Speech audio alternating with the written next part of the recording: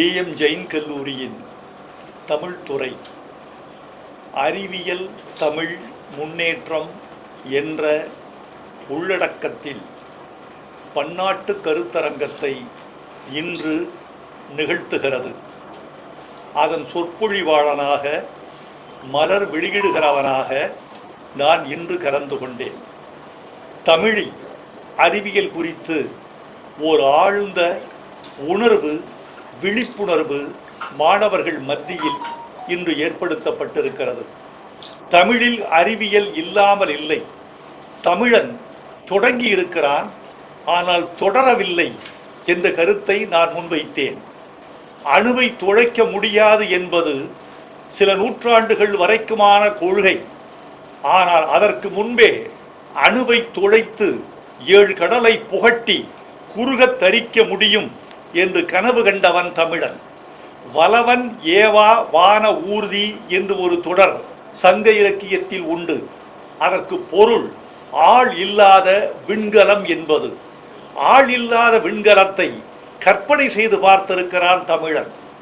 ஞாயிறு சூரியன்தான் இந்த கோள்களுக்கெல்லாம் மூலம், சூரியன்தான் உயிர்களுக்கெல்லாம் மூலம் என்பதை அறிந்துதான் இளங்கோவடிகள் தனது காப்பியத்தில் ஞாயிறு போற்றுதும் ஞாயிறு போற்றுதும் காவிரி நாடன் திகிரி போல் மேறுவலம் திரிதலான் ஞாயிறு போற்றுதும் என்று பாடியிருக்கிறார் என்பதும் விஞ்ஞானத்தின் குறிப்புதான். தமிழன் தொடங்கி வைத்தான். இடைக்காலத்தில் தமிழன் பின்தங்கிவிட்டான். பின்தங்கிவிட்டானா பின்தங்குமாறு ஆக்கப்பட்டானா என்பது தெரியாது.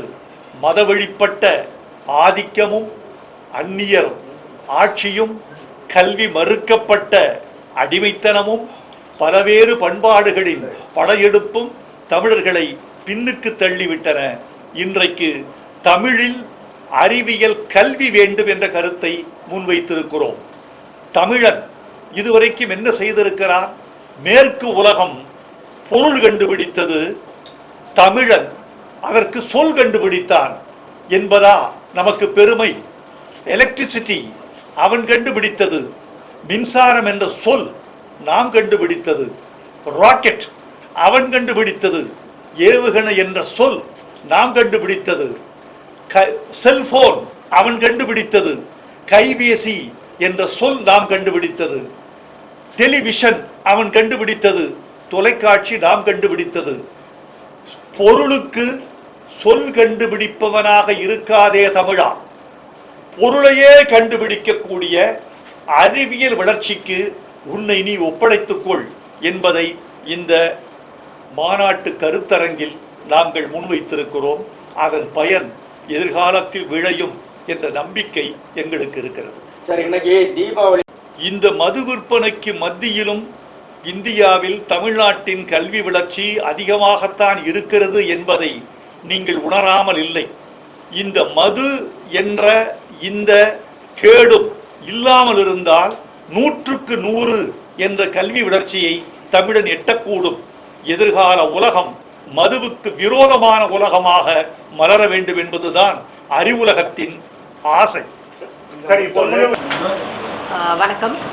ஏஎம் ஜெயின் கல்லூரியிலிருந்து தமிழ் துறை முன்னெடுத்த இந்த கருத்தரங்கம், பன்னாட்டு கருத்தரங்கம் அப்படிங்கிறதுனுடைய ஒப்ஜெக்டிவ் ஃபோக்கஸ் தீம் வந்து இன்னைக்கு தமிழ் நிறைய பேர் விருப்பப்பட்டு படிக்கிறது இல்லை, ஆங்கிலத்தில் படிக்கிறத ஒரு பெருமையாக நினச்சி படிக்கிற காலகட்டத்தில் ஆங்கிலத்தில் படித்தா கூட அதில் இருக்கிற ஒரு சயின்ஸ், உண்மையான அந்த ரிசர்ச், இனோவேஷன், கிரியேட்டிவ் திங்கிங் இதெல்லாம் வந்து ஆங்கிலத்தில் படித்து அது மூலமாக ஒரு அறிவியல் ரிசர்ச், சயின்டிஃபிக் ரிசர்ச் அப்படிங்கிறது வந்து ரொம்ப பெருசாக கிரியேட்டிவ் திங்கிங் வர்றது இல்லை. அதுக்கு காரணம் ஒருவேளை நம்ம தாய்மொழியில இருந்து மறுபடியும் ஒரு டிரான்ஸ்லேட் ஆகி அதுக்கப்புறம் அது சயின்ஸில் அப்ளை பண்ணுறதுக்கான ஒரு திங்கிங் இல்லாததுனால அப்படிங்கிற ஒரு தீம் இருக்கிறதுனால இன்னைக்கு தமிழ் டிபார்ட்மெண்ட் வந்து தமிழ்லேயே ஒரு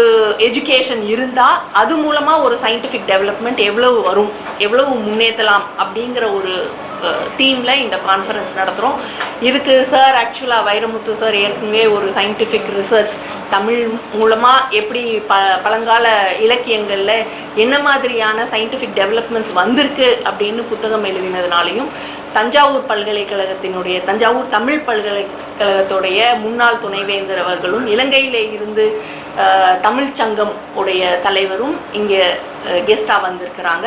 நிறைய ரிசர்ச்சர்ஸ் மற்ற துறையில் இருந்து தமிழில் மட்டுமே இருக்கிற ரிசர்ச் பேப்பர்ஸ் மட்டும் இல்லாமல் பல துறை சார்ந்த ஆசிரியர்களும் ரிசர்ச்சர்ஸும் இதில் பேப்பர்ஸ் பப்ளிஷ் பண்ணியிருக்கிறாங்க. தமிழ் மூலமாக ஒரு சயின்டிஃபிக் டெவலப்மெண்ட் எப்படி இருக்கும் அப்படிங்கிறத பற்றியான டிஸ்கஷன் தான் இங்கே.